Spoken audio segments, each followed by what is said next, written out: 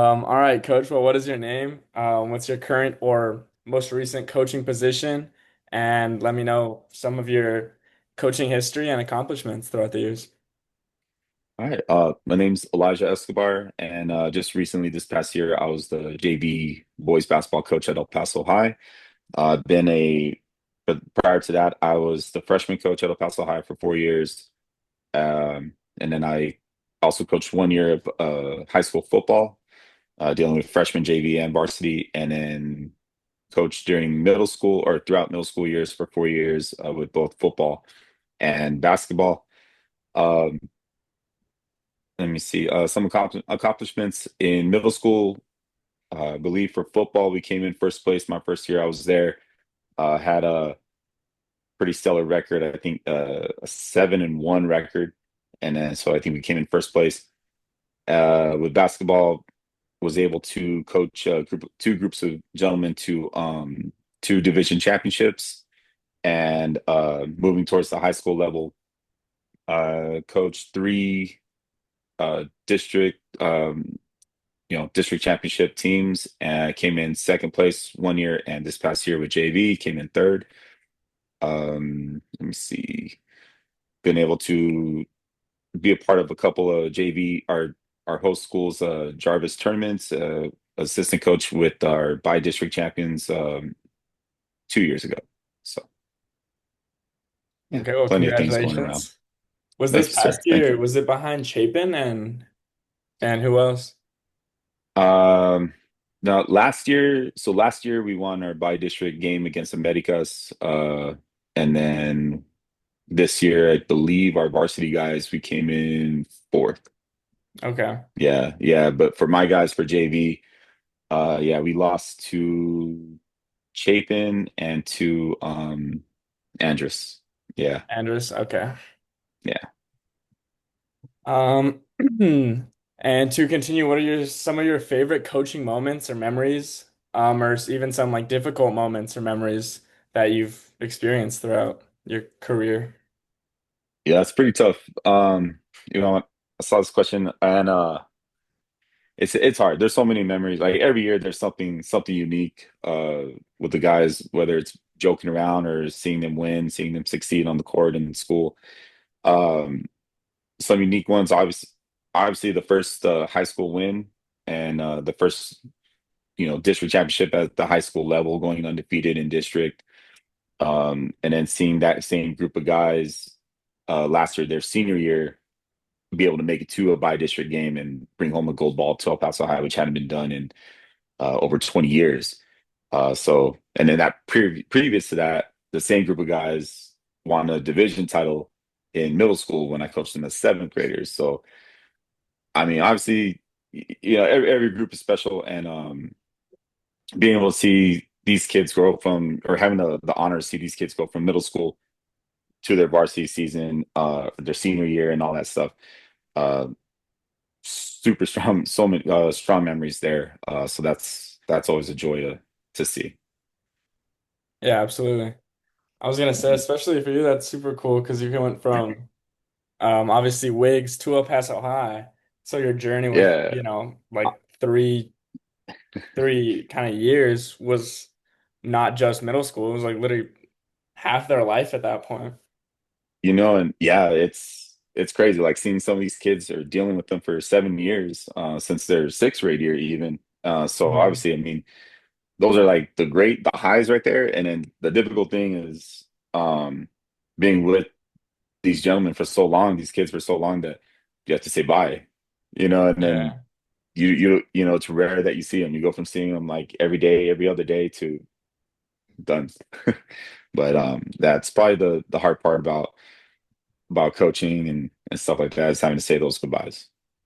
Absolutely. I remember when I graduated high school and I was walking off the stage and I walked by you and I think gave you a hug. I think we took a Yeah. selfie if I remember. It And took, when I yep, was yep. walking up, I got like a flashback of when I was on um whatever like city league team I was on that was like preparing me for the Wigs middle school tryout. I remember you came to a game and I remember being super stressed out, and I was like, "Oh my gosh, this is gonna be my coach! Like, this is a big deal. I need to play good." and then I ended up having like 7 points, like a couple, like I played our, low key Yeah, played my game, like I didn't whatever, yeah, and I had that like memory as I was walking up to you, and I was like, wow, this dude has seen me for years. Like it was hard to say bye to you as well. So yeah. Before that you even started hitting up the gym, I saw you yeah. scrawny little guy, and I was like, oh no. Yeah. And then I see you in high school. It's like, oh damn, I gotta start lifting myself. I gotta show these kids up. They can't beat me yet. Yeah. Yeah, All right, yeah. coach. Well, what potential role and impact do you think coaches can have in, these young athletes' lives? I obviously mentorship. Um, as a coach, you're looked at, you probably do, as a coach, we probably deal with y'all, with our players more than their own parents do. We become, not to take anything away from the parents because they do a lot, but we become that father, that separate school and athletic father figure type. We have them vent and stuff like that. So for sure, becoming a not just a friend, a family member. You deal with them, you become like their therapist. Sometimes you become that crutch that they need. When they're starting to slack it academically, you're that reminder, that stern figure, that joker that you need to be for them. But yeah, I mean, it all comes down to just being their mentor, knowing that, being able to show them that you have them here. You have them in the heart, and you stand by your word when you say, holler at me anytime. I got you if you need anything, and then you show up. So for sure, being that crutch for them, that mentor is. I think that's like the most impactful role any of us can have on the youth. Yeah, no, I agree. Do you think that's hard to find kind of the first at least couple years of coaching? Because I feel like right now I could see myself coaching and I, could tell myself, oh, like I just can't wait to like train these, kids, young men, athletes into like just better people overall. And but now that like if I take a step back, I'm like I have no idea how to do that. Like I could, give them basketball drills, I can try and teach respect, but where do you think it like started clicking that you're like, okay, I'm a good coach. Like these kids respect me, look up to me. You know, Crop, that's a great question. I don't think I really don't think we go in thinking that. Um, I know when I got in, Coach Ogas, he was taking me under his wing there, and he was skeptical about me. He was like, let's see what you got. Like, whatever, it's not going to be great. And then we won. So even the high school coach was acknowledging it, and really, it's just trying to you enable that trust. You don't go in like, I need to be the mentor. I need to do this. You kind of let it happen natural. I don't think I forced any any kind of mentor relationship with my kids. It just happened. The way we speak sometimes, you know it falls back into the classroom. They know when you're being real. You all, as kids, when we're being real, when we're being fake, when we're reading a script. And I don't think I've ever read a script in my life aside from state testing. That's the only script I have to follow. So I think that's what sparks it. I don't think, you go and you want to reach out to everybody, and you're not. There's gonna be days where you can't reach a single kid. Maybe they're having a bad day, whatever. Or maybe I'm just here to play and get out. I just want to do my thing and then bye. I don't want to interact. And it's like, hey, cool. But at the end of the day, I think they know once they see it, you see myself interacting, let's say with you and your buddy who's completely shut down, sees it like, oh man, he trusts him. Okay, the other guys trust him. All right, you know what? Maybe I'll open up to him. And then it just, you just let things happen naturally. And I think, yeah, there's no book, there's no how-to book on how to do that. Some people do it, some people don't. I've seen kids turn on coaches. Um, they don't want to play for them anymore, whatever reason, and because they didn't feel genuine with them. You've heard all these stories elsewhere in the news, unfortunately, about bad coaches doing stuff. And I think at the end of the day, it's one of those like you know whether your coach is as a player, whether your coach is good or bad. Like you trust them, and that's something that you can't go in like you just let it happen naturally. You can't have a script on how to do it. Yeah, absolutely. I'm Mhm. excited. hopefully be a great coach. We'll see. Yeah. Nah, you And will, you will. yeah, I'm excited. And speaking of bad coach, not saying that this is necessarily bad, but like obviously as of recently, the past, I mean, probably my whole life, like so let's say 20 years, just coaching in general has really changed. Like there's an old school approach, which is, like my probably when you were younger playing sports, your coaches were definitely like I would assume harder on you the same way like Oh, for sure. yeah, like I don't know, different coaches have different coaching ways, but back then, like coaching was just a different field and it was definitely more barky and less kind of like, not that there wasn't the respect, but it was less like emotional connection based and it was more like, okay, dude, you're gonna do this, this, this. And like how have you noticed that? And if so, like how and how do you think it um like has changed your coaching philosophy, I guess? You know, and I made plenty of mistakes, especially learning because I remembered how my coaches were back then. Playing everything from little league soccer to middle school football, middle school basketball, high school tennis. Like, I've been seen plenty of different sports, so I've seen a lot. And yeah, it was always kind of this no, it's just a drill. You're yelling, you gotta hit hard, you gotta do this, no pain, hit them so it hurts. It was kind of that mentality. And then over the years, every generation it changes and it's to where you're coaching, yes, you want them to win. Yes, we want to win, but are you having fun? Are you enjoying it? Is it just a task now? And I think that's, I forgot who it was. Former student came up and said, I actually, it was from this recent graduating class, said that, we knew if we messed up, we knew we were going to run, we knew we were going to work out with you and do stuff like that, but it was fun going. You know what I mean? And that was because you understand, like, I think for me, I started understanding like it's not just a drill, drill, drill, drill, drill. This thing, this scheme or whatever we're trying to do doesn't work for everybody. Everything has to be individualized. So everybody has their own thing to contribute. You mentioned 7 points, but what you failed to mention about yourself, it was you would chase down people on defense. If I need you to, I knew I could trust you at a free throw. I knew maybe not three, but I could trust you at the free throw, and I could trust you. If I need you as a post, if I ask you to do it, and I could trust you to do it. And I think it's coaching these kids as a whole, not just as a oh you're just a number. So definitely, I think we've graduated to where we don't see you all as just numbers anymore. We see you as well, some we see you as a person. And I think that's why, like when we're going back to that previous question you asked me, why it becomes so natural. Because we're looking at you all, I look at you all as a whole, as a person. You're having a bad day. I know I'm not gonna count on you, but I'm gonna ask, you wanna go in? You ready? And if you say no, okay, you let me know. But your boys are here waiting for you. You know what I mean? And I think that was different. Back then it was like, quit your crying, you're in, and then you get hurt.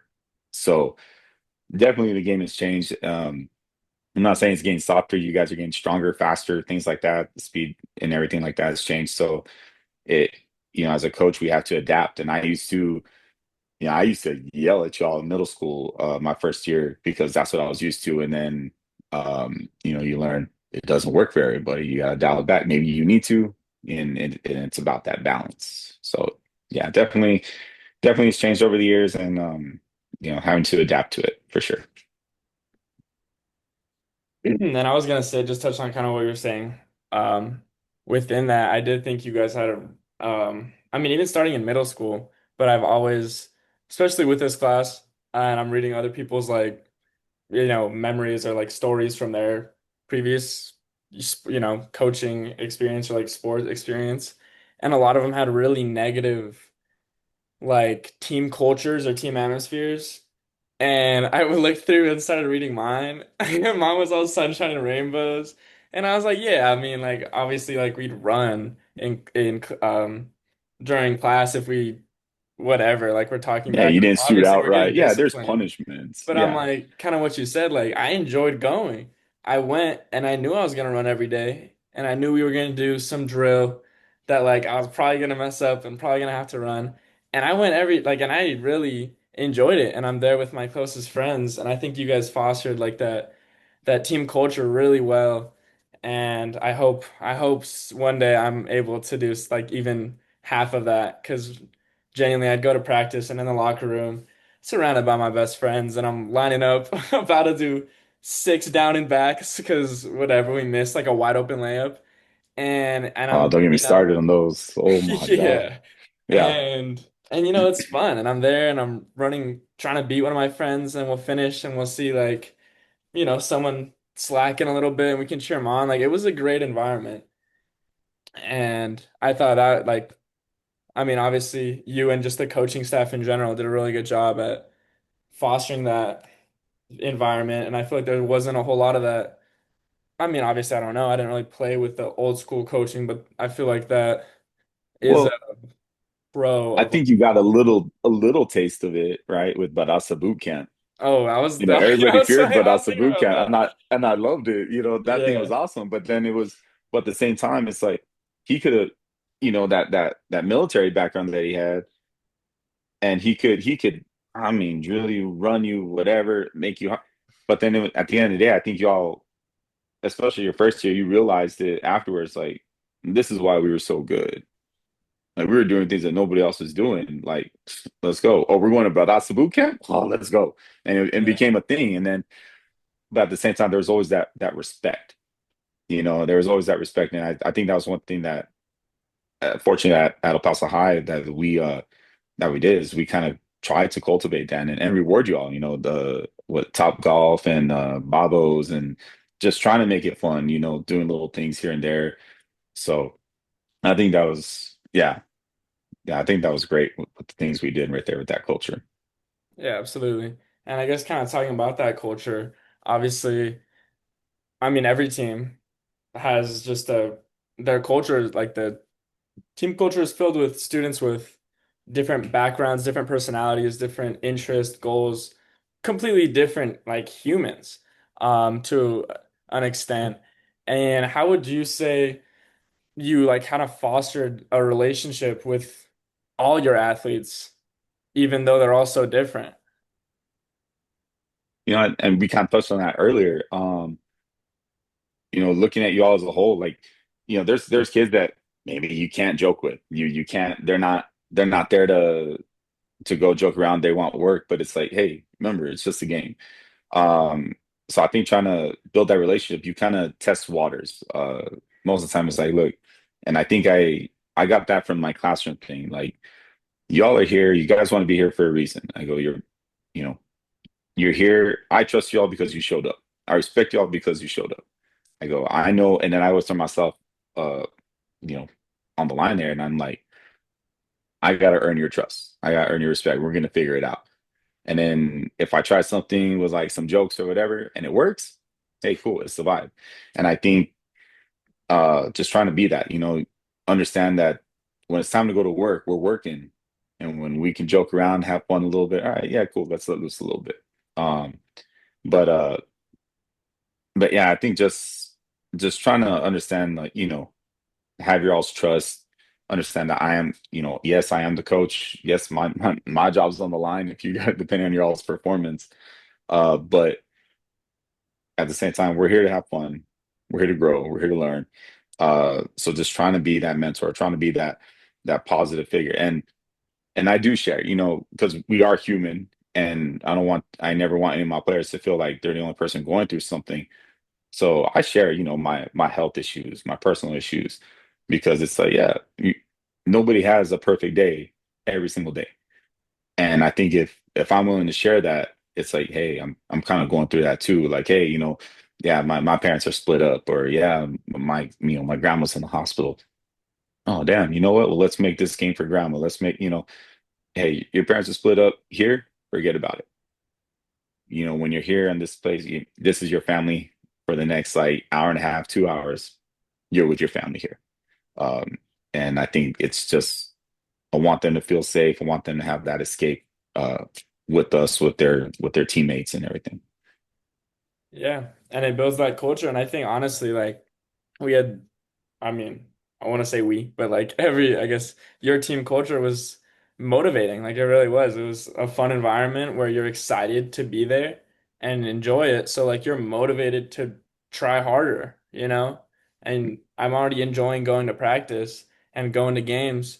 So, why not take this more seriously? And we can start getting some wins. We can start making some movement going forth. Oh yeah. I think it's No, very for sure. motivating. Yeah. And then how would you describe your coaching styles or methods? I don't and then how do you think your personality plays into them? You know, I have some questionable styles. Like I remember, and I think I always reference this. I remember in middle school, um, seventh grade basketball game. And then it's middle school, seventh grade, but the parents are just heckling. Mm. My friend that's on the line right there. They're in his head. They're yelling. So right out the gate, I was like, I don't want you all bothered by that. It should just be whatever's on the court is on the court. Don't listen to any of that. So I would heckle, and yeah, I always told you all, I think too, I was like, if I go too far, you got to tell me, but you're going to hear some stuff. You're going to hear crazy things at the line that nobody else is going to hear it. And so, definitely one of my things I try to do is just make sure that you understand, like, I got you. Like, bro, I'm going to prepare you for everything. If a coach is going to lose a tantrum to try and distract you, like Chapin does, um, I'm gonna let me throw a chair during practice. Let me get you used to this kind of hostility based on the environment we're going into. So when it happens, you're like, we know. Because if you can deal with me, you can deal with anything outside. And I think it relates to even stuff outside of coaching. And when you guys go into the real world, like, oh hell, I dealt with sprints, I dealt with this, with push-ups, with everything like that, with yelling, with screaming. I don't care if I get yelled at by my boss. This is nothing to me. I dealt with this before I could deal with this. And but preparing you all for that and then looking at what works, building that in the sense of basketball, building that basketball IQ. You all need to see what I see. You need to see what your point guard sees, what your postman sees, understand if there's a struggle, if there's help, if we need that. So I try to be there and remain cool, calm, collected during a game. I'll lose it during practice because we can. Let's make the mistakes in practice. That's what practice is for. And during the game, if I lose my cool, I lose you all. If I lose my cool, I lose you all. Then the next step is your parents get frustrated. And then it's just, it's a waterfall, it's a trickle down effect. But if I remain cool, if I remain, the same with my stern look and all that, there's no emotion, there's no change in it. It's like, oh, we're good. If he's not bothered, why should we be? So definitely playing that mental game has always been a focus of mine, trying to get into your all's heads and get you stronger mentally, um, to where it doesn't matter who's talking smack. And that's why I also said, it's a stronger thing when it's much stronger for you all if, after a three, instead of celebrating that three, like making it sound like it's your first three you ever made. No, I made a three. I'm locked in on defense because as a coach, if I see that, I'm like, damn, this guy's here to play. Like he means business. Like, no. And so I think it's trying to get you all to, yes, have fun, but okay, if you're gonna signal the three, do it low key. Don't like, Yeah. don't go crazy running around like you just scored a goal at the World Cup, which would be cool. But just maintaining control, poise, and the only time to celebrate is really getting you ready for when, end of fourth quarter happens and you have that 20 plus lead. You own that team. They are walking out like, dang, we got Yeah. beat. And that's the best feeling I think you all could have ever felt. More than winning a district championship or anything like that. It was like to have every single person there mad, upset at you because you were so great. It's like it's a more empowering feeling. So definitely those things is what I want for all my players, just to feel that sense of pride. And at the same time, if we're on the other end of it, which we have been a couple times, um, going out like they were good. I just gotta get better. So being humble and proper sportsmanship. All right. I Yeah. do want to let you know I just got a notification that we have 8 minutes and 30 seconds left. because I We're don't good. We're have good. Zoom Premium. So, No worries. so, We'll go. um, We'll go through. We'll fly. okay. Next question is just asking, how do you plan and prepare before like a practice, before a tournament, just before a game, and why do you think that's important? Oh, I mean, we go in and I try to look at what we failed at. Where did my guys go wrong? And so that's primary in practice, and let's get it right. Let's play our game because every dog has its day. It can change up. We're not the team that the other school we're going to play went up against. We're different. So what are our highs? What are our lows? Let's fix them. And at the same time, look at tendencies from the other team and just try to organize based off of that. Like, hey, they like shooting from this section. Shut that down and let's see what they do and let's improvise. So for sure, make sure we're all on the same page and looking for opening gaps, just like I said, building that IQ. Absolutely. And kind of touching back on the more modern version of coaching, right? There's a lot more like I want to say politics behind it, right? There's a lot more parental involvement, there's administrators, even stakeholders, and then obviously different coaches. How do you, what is like some of the things you do to try and make positive relationships with all those people? And like, how do you think it affects coaching? Like with parents, you got to understand that they're trusting you with their kid. So that's first and foremost. And you say hi, you shake their hands, introduce yourself, and know it's an open door. Admin, same thing, you shake hands, even with the officials, everybody like that. We even got compliments from officials like, you guys are under control, you guys showed sportsmanship, you don't lose them, your boys are well disciplined, and they're great. And then with like their alumni, like in the high school setting, if alumni's there, hey, thank them for showing up. It's one thing, and I love it when they donate, but it's one thing to also be there and you see them supporting and say, hey, they understand you're part of a legacy. So it's just acknowledging all those things. And if a business wants to go out there, hey, you know what? You're here supporting. Let me give you a shout out on my Instagram. I'll tag you on this game or whatever. So it's just making everybody feel welcome, like everybody's a part of that family. And when you walk into that gym, everybody knows it. Absolutely. And it changed the subject a little bit. Do you know anything about, let me do my Roman numerals real quick. Title six, I believe. Is that Title six or title nine?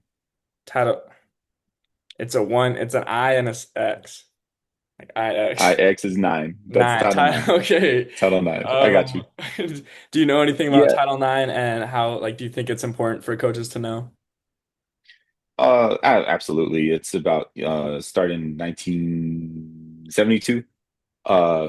About discrimination based off of sexual orientation. So basically giving everybody a fair chance. And I'm not gonna say I don't dwell on that. It's one of those like the way y'all joke is the way y'all joke. There's only so much we can control. But I will never not let anybody feel welcome based off of the gender, race, sexual orientation, anything like that. Everybody's welcome. I'm gonna say it bluntly, I don't give a damn about anybody's background. I care about your character. That's the only thing I look at. There's no skin color, nothing. It's, are you a good person or not? Are you here to work? Are you here to have fun? Um, I think with coaches, older coaches, you see it where, like they fear it. I welcome it, man. Like I said, I'm a girl dad. I listen to Tay Tay. I do everything. I have friends in the community, different communities, different from different backgrounds, religious backgrounds, cultural backgrounds. So yeah, it's a great thing to see a good mix of people together and showing that love. Absolutely. That's a good Yes, sir. answer. And lastly, what advice can you share for someone who wants to start a career in coaching? And get ready for the behind the scenes. I think the hardest thing, and we talked about it, uh, being away from your family. It's a little tough. It gets taxing. My players become my kids. Parents become, my relatives. And it's hard. And I think, being able to understand that and having your family support you in that, but also having an outlet. Maybe not somebody in the coaching staff, maybe not somebody that doesn't have anything to do with coaching, and you have a sense of person that you can vent to. There's going to be days where you want to take a loss home with you or whatever, and you need to get frustrations out. And it's different when somebody has no clue. They're just listening to you. It calms you down. But there's lots of things. Just having a great support system. Um, I'm not saying don't talk to coaches, but they're going to be kind of biased and one-sided on there, and you get somebody neutral, you can see it from different perspectives, and learning how to maybe you can have hold on to a loss for about an hour and then come back like, let's get better. But there's little things like that. Aside from knowing the game and all that, that'll come to you. That'll come to anybody. It's can you be trustworthy? Can you be right? Can you do the right things? And if you make a mistake, can you own up to it? Can you say, hey, I made the wrong call. And I did that this year. I made the wrong inbounds call. And I said, I shouldn't have called that. I didn't pay attention to the time. That was on me. And, you know, I, I I try to take as much of the losses away from my players because it's like at the end of the day, I put you in. I made that decision to run this play instead of this. That's on me. Um, so, just being able to roll with the punches, and people are gonna attack you. They're gonna give all the glory to the kids when they win, none to you as a coach. And when they lose, when their kids lose, they're gonna blame it all on you. And it's just have a little bit of tough skin, but just like, I understand, I got you. But as long as your boys trust you and they show up that next day for practice ready to go, you did a great job. Absolutely. I was, that's good advice. That's great Yes, advice. sir. Yeah, We do have a minute and 35 seconds left before I don't no know what worries. happens after this, actually. It'll just shut off on the meeting. Okay. It'll just like boop, and then we say bye. Okay.